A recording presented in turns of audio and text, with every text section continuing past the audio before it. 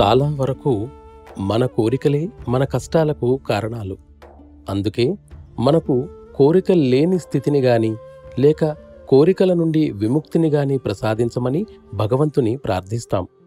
ఇది సాధించే వరకు కూడా మనం సమతౌల్య స్థితిని సాధించలేమన్నది ఇంచుమించుగా ఖచ్చితంగా చెప్పవచ్చు.